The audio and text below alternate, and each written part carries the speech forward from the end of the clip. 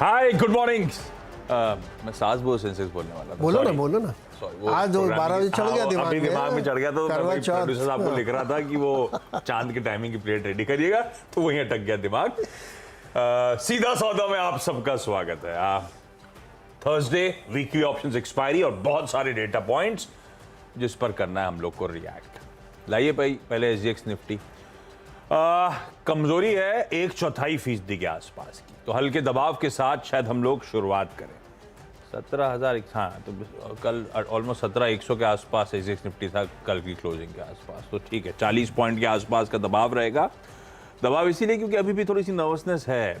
Fade minutes तो खैर जैसे इन्होंने कहा डेटेड आंकड़ा है, लेकिन कंसर्न जस के तस बने हुए इन्फ्लेशन रिलेटेड उनके जहन में, और आज यूएस में इन्फ्लेशन के बड़े वाले नंबर्स आने हैं।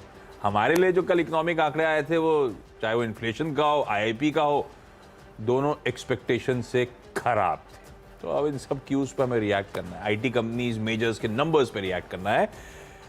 पहले समझ लेते हैं लेकिन ग्लोबली वो पिच कैसी है, प्रोफाइल क्या है। नीरज जी गुड मॉर्निंग, कैसा मूड? मूड डिपेंड करता है कि आपकी पोजीशन क्या है। हाँ, मेरी नहीं है तो न्यूट्रल वाले के लिए कैसा मूड? मेरी मतलब आप रिप्रेजेंटेटिव हैं तमाम लोगों के। हाँ, मतलब अगर हम इधर भी नहीं उधर भी नहीं, न्यूट्रल आदमी है तो कैसी लग रही है पिच? अगर आप न्यूट्रल लग रहे हैं तो नेगेटिव लग रही है। तो आपको वैसे पिच से करना क्या न्यूट्रल? तो सो आराम से काहे 30 बजे उठ गए? नहीं, जिसकी पोजीशन है उसी के लिए तो है ये। हाँ, तो अच्छा न्यूट्रल है तो सो रहा है, राज पिक्चर देखी होगी, सो रहा होगा। देखो नंबर्स जो आ रहे हैं वहाँ के वो अच्छे नहीं हैं। नंबर्स मतलब WPI नंबर वहाँ का, यूएस वो जो PPI आया था, PPI मतलब WPI हमारे बाद में आता है, उनके पहले आ जाता है। नहीं, हमारा आ चुका है। हमारा CPI के बाद आएगा ना WPI, कल परसों आ चुका है, एक दिन बाद आता है। एक दिन बाद आता है, उनका एक दिन पहले आता है। तो WPI उनका कमजोर है। कमजोर से मतलब बढ़ा हुआ आ रहा है। माइनस में एक्सपेक्टेशन थी कि गिर गया होगा, लेकिन वो बढ़ के आया है। और CPI आ जाएगा। देखिए इसमें एक बहुत महत्वपूर्ण बात समझिए। पिछली बार आपको याद होगा जब CPI आया था यूएस का, तो उसमें हम लोगों ने देखा था कि फूड को छोड़ करके कोर इन्फ्लेशन जो दूसरा वाला था ना, फूड और एनर्जी छोड़ के, उसमें बढ़त देखी गई थी।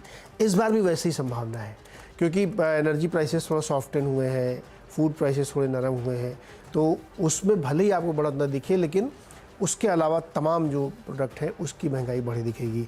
तो कोर इन्फ्लेशन तय कर देगा आगे का रास्ता। 8.1 याद कर लीजिए, इसी को आपको आज चेक करना है कि ये 8.1 के ऊपर जाता है या 8.1 के नीचे आता है, क्योंकि ये नंबर जो है आज मान के चलने लोग क्या आएगा। फिर इसके अंदर हम लोग देखेंगे कि कोर इन्फ्लेशन कैसा रहता है। लेकिन संभावना इस बात की कि थोड़ा बढ़ के ही आएगा, क्योंकि बहुत ज़्यादा वैसा हुआ नहीं है कि कोई चीज़ चेंज हो गई हो, तो फेड की दिशा तय होगी। तो एक तो ये समस्या है। दूसरा ये समस्या है कि बहुत सारी कंपनीज़ के आज रिजल्ट्स आज से शुरू हो रहे हैं, तो 2 मेजर रिजल्ट्स आएंगे, एक TSMC का आएगा और एक ब्लैक रॉक का आएगा। TSMC का रिजल्ट इसलिए ज़्यादा ध्यान में रखना चाहिए क्योंकि चिप को लेकर के हम लोगों ने कई दिन चर्चाएं की हैं कि कमी पड़ रही है, दिक्कत आ रही है, यूएस ने कानून बना दिया, बहुत सारे उसमें पेंच आ गए। तो क्या TSMC का क्वार्टर अच्छा था कि नहीं था, ये बहुत महत्वपूर्ण होगा, तो इस पर आपको नज़र रखनी चाहिए। फिर आपको भारत की तरफ भी देखना है अपनी पिच रिपोर्ट। खाली यूएस करते रहते हैं, इधर अपने घर में भी देख लीजिए आप, महंगाई आपकी बढ़ के कहाँ पहुँच गई है। आपका IIP नंबर ठीक है, हिस्ट्री है, 1 महीना और पुराना है, लेकिन बहुत ही ख़राब नंबर है। वो क्या है, गीली पिच थी और गलती से हमारे वो पिच क्यूरेटर ने स्प्रिंकलर ऑन कर दिया, तो और गीली हो रही है। नहीं, मुझे ध्यान आ रहा है कि आप पता लगा ग्लोबल के चक्कर पड़े, इधर ध्यान ही नहीं दिया, इधर घर लुट रहा है। ग्लोबल पड़ोसी को झांक रहे हैं। ये इन्फ्लेशन बहुत बढ़ के आया है और लगातार बढ़ा हुआ है। इसमें सबसे बड़ी दुविधा ये होगी कि जब आप फेड एक हाइक कर देगा तो आपकी करेंसी में इम्पैक्ट आएगा, महंगाई फिर बढ़ेगी आपकी, तो आप बहुत एक दुष्चक्र में फंसते जा रहे हैं। और सबसे मतलब दुखद बात तो नहीं कहूँगा मैं, एक विचित्र सी बात ये है कि फेड की 2 बैठक है और उसके बीच में आप फंसेंगे। एक झेल चुके होंगे और दूसरी सामने खड़ी होगी, उसके बीच में आपकी RBI पॉलिसी होगी, तब आप क्या करेंगे? पहली वाली डिस्काउंट करेंगे या आगे वाली?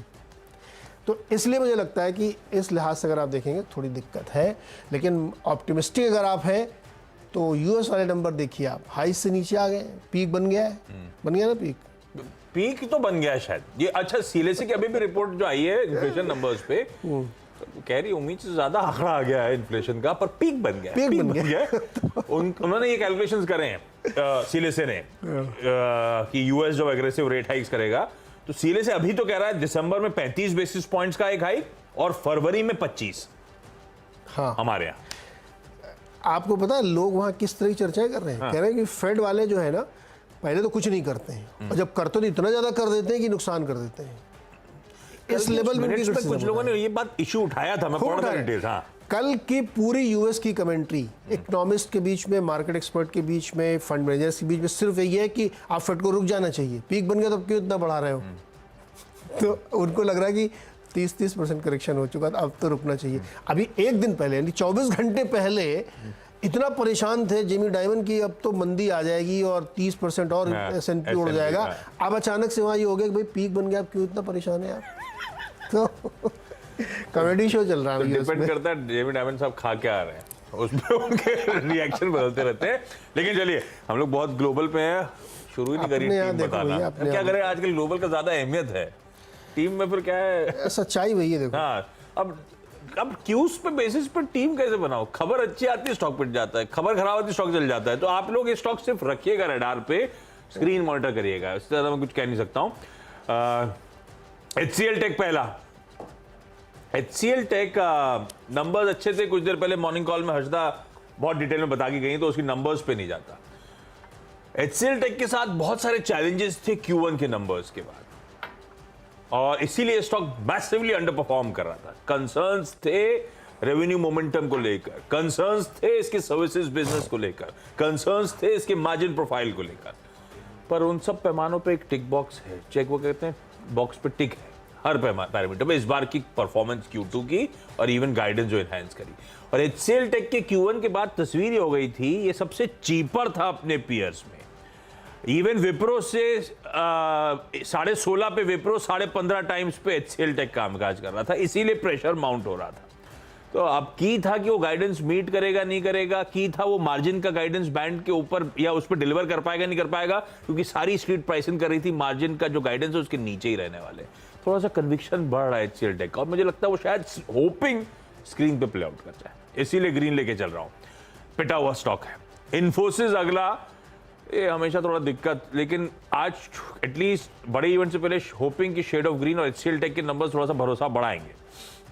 हालांकि HCL टेक अपनी लार्ज डील बुकिंग्स के लिए, इसकी प्रोफाइल अलग है, HCL टेक अपनी लार्ज डील बुकिंग्स के लिए जाना जाता है, ये बाकी companies mix of deal bookings होती हैं इनकी।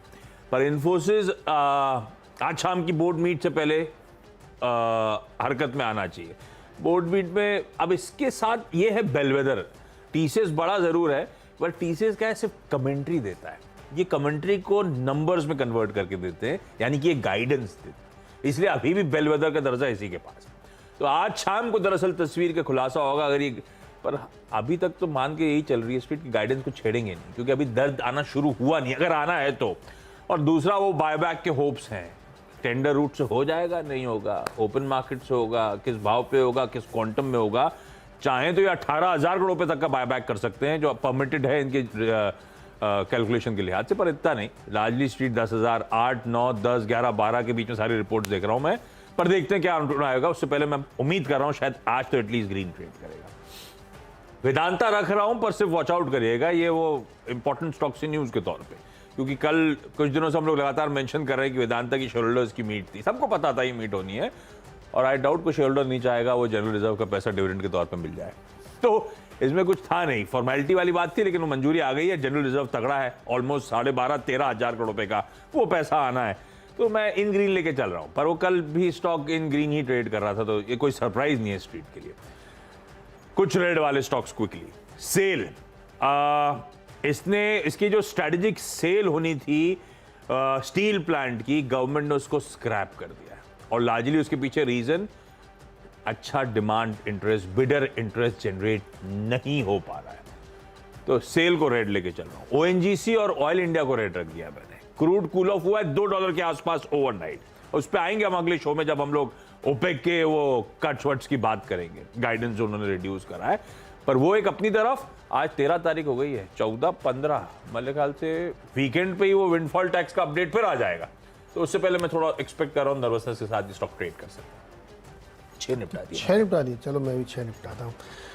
हिंडाल्को और नाल्को एल्युमिनियम कंपनीज लीजिए, और मैंने आपको बताया था सुबह, फिर से बता रहा हूँ कि वाइट हाउस मिस्टर बाइडेन ये विचार कर रहे हैं कि एल्युमिनियम का जो पूरा कामकाज है रशिया का, उसको कंप्लीट बैन लगाने के मूड में है, और उसकी वजह से प्राइसेस आप देखिए पूरे मेटल पैक में कल अचानक से एल्युमिनियम के प्राइसेस में 4-4.5% की तेज़ी आ गई है।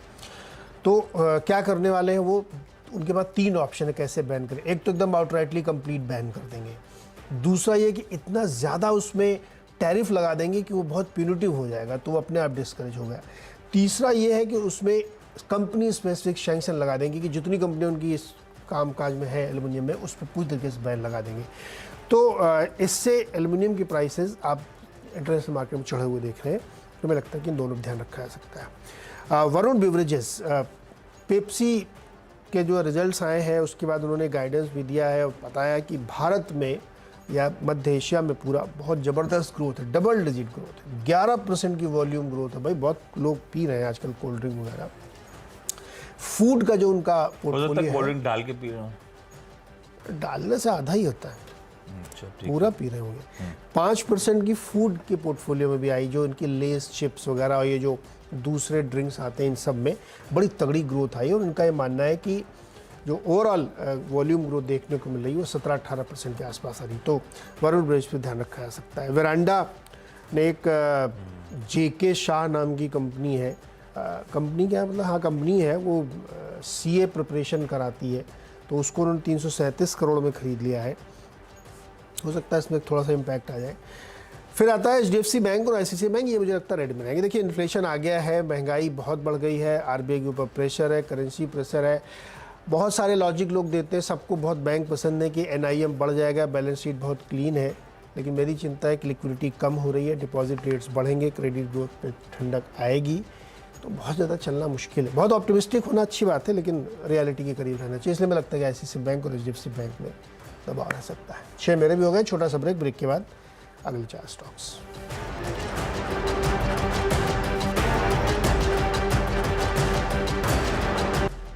स्वागत है एक बार फिर से आपका। और अगले जो 4 स्टॉक्स हैं उसमें SBI card, Bajaj finance, Hero Moto और बजाज ऑटो जैसे स्टॉक्स को ध्यान में रखिए। देखिए अपने यहाँ का इन्फ्लेशन, अब दुनिया की तो बहुत चिंता करते हैं, अपनी भी चिंता करना चाहिए। बहुत ज़्यादा इन्फ्लेशन बढ़ के आया है, और जैसा कि हमने बताया कि 2 फेड पॉलिसी के बीच में RBI की क्रेडिट पॉलिसी फंसेगी, और उन दोनों में बढ़ने की पूरी संभावना है। तो ब्याज दरें और ऊपर जाती हुई दिखेंगी, और इवेंचुअली फिर आपको ये हर्ट करना शुरू करेंगी, क्योंकि ब्याज दरें अपने यहाँ की ऑलरेडी, कल ही HDFC ने बताया कि 8.5% का होम लोन हो गया है। तो अगर 1-1.5% वो बढ़ता है तो 9-10% की आप वो ट्रजेक्टरी याद करिए, तो ये अक्रॉस द बोर्ड आपको परेशान करेगा। तो मुझे लगता है कि इन स्टॉक्स पे प्रेशर रहना चाहिए। अंबर एंटरप्राइजेस को लाल लेके चल रहा हूँ, प्रेशर में आ रहा है ये स्टॉक, और कल तो ICICI प्रूडेंशियल ने ऑलमोस्ट पौने 2 लाख शेयर से ज़्यादा जो थे वो बेच डाले इस कंपनी के। अपोलो माइक्रो सिस्टम की कल से हम चर्चा कर रहे हैं, कल बहुत अच्छे अपटिक्स आए हुए हैं, तो आज से वॉच करिएगा। आज वो बोर्ड मीट है जिसका आउटकम आएगा, वो प्रेफरेंशियल वारंट्स, उससे पहले कल तेजी आई है स्टॉक में, तो है ना, इसे देखना है, ऑब्जर्व करना है स्टॉक को। विप्रो को मैं रेड लेके चल रहा हूँ, नंबर्स में कोई दिक्कत नहीं थी, मुझे दिक्कत है इसकी गाइडेंस से। 0.5% से 2% की ग्रोथ की गाइडेंस की बात कर रहे हैं, आधे से 2।